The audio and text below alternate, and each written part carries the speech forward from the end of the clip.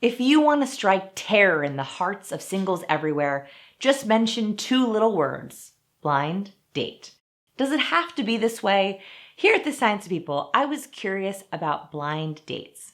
Specifically, what are the attraction patterns on successful blind dates? Do successful matches have different body language and verbal patterns than unsuccessful matches? Can you tell in the first 7 seconds of seeing a couple if they'll stay together? My name is Vanessa and I'm a human behavior hacker. I like to break down the science of how people work and find ways to optimize our behavior.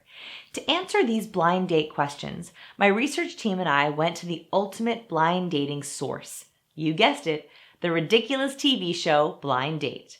My team and I coded a random sampling of 100 blind dates for patterns. We looked at a few different variables that we thought might influence the success or failure of a date, hoping to find some good blind date tips for you on your blind dates. Number 1, scenario. People often ask me if context of a date matters. Should they have their date pick them up at home? Should they meet at a restaurant? We coded the context of the first meeting.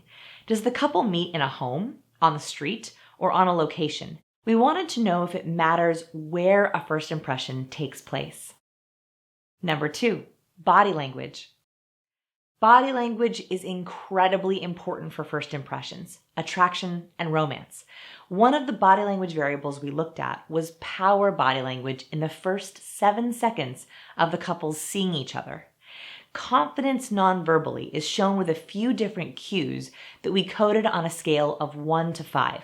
1 being not powerful, 5 being very powerful. Broadness. Are their shoulders relaxed? Are their arms loose? Are they taking up space? Openness. Is their torso open and free from arm crossing or covering of the body with a purse or arm? Fronting.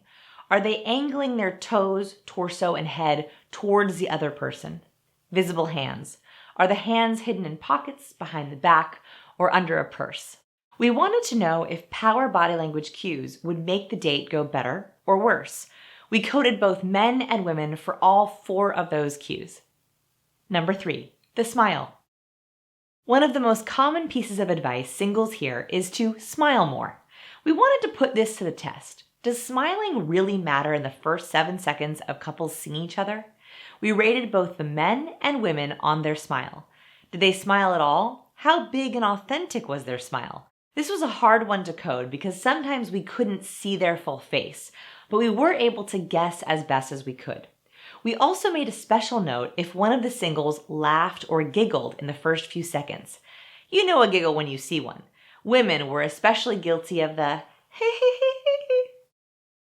Number 4, the greeting. That opening line can be agonizing for a couple on a blind date. We wanted to know if there were more or less successful greetings. We coded the verbal of the greeting. What did they say? Who spoke first, the man or the woman? The nonverbal of the greeting. Did they handshake, hug, cheek kiss, or side hug? We also rated the greeting on a scale of comfort, 5 being very comfortable and warm, 1 being awkward and weird.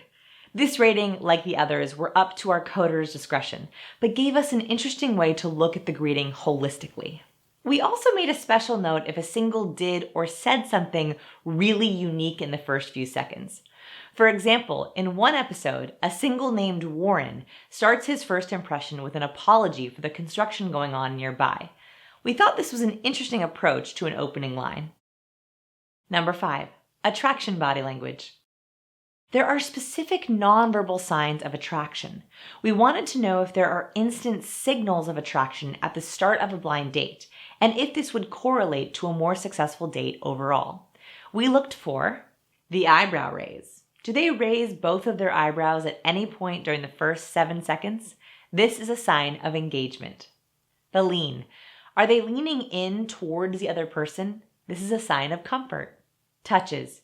Do they reach out and touch the other person beyond the greeting, like a forearm touch or a low back touch?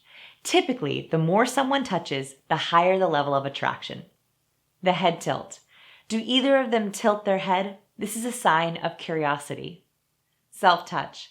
Does either person touch their hair, their neck, their jewelry, or their own body?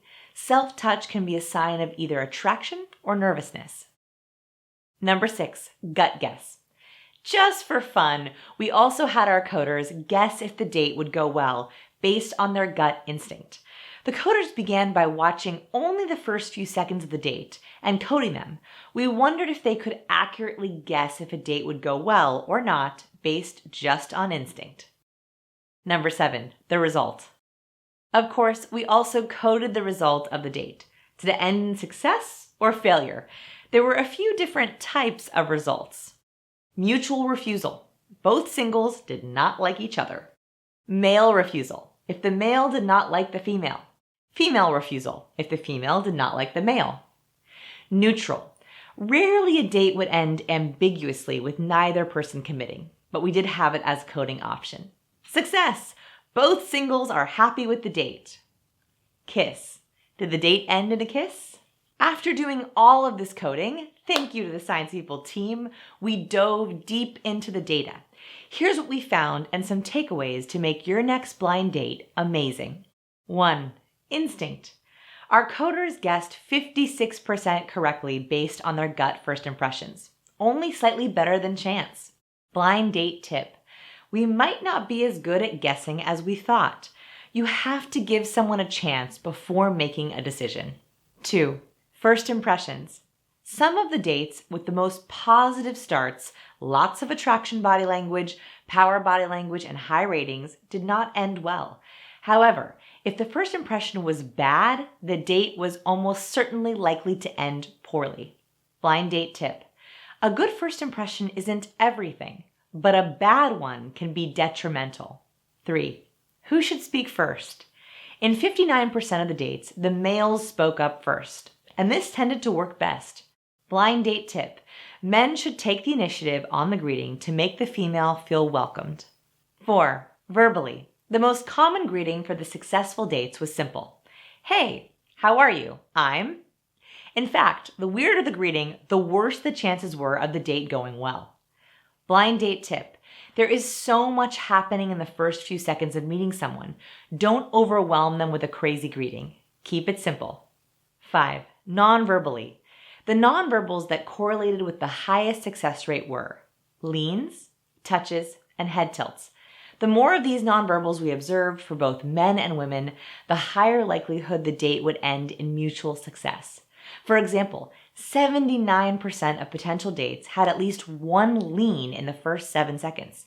Only 61% of failed dates had a lean. Blind date tip. Show you're interested by leaning in, reaching out and touching your date on the forearm, and tilting your head to show engagement. Look for interest by taking note of leans, touches, and head tilts. 6. To smile or not to smile.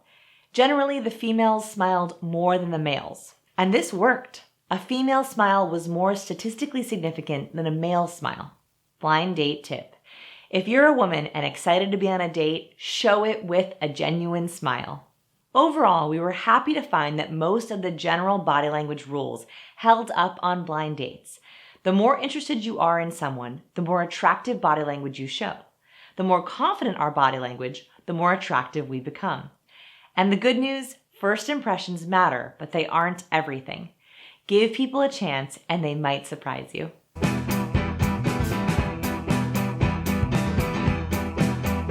Want more dating and romance tips? We have more for you lovers right here.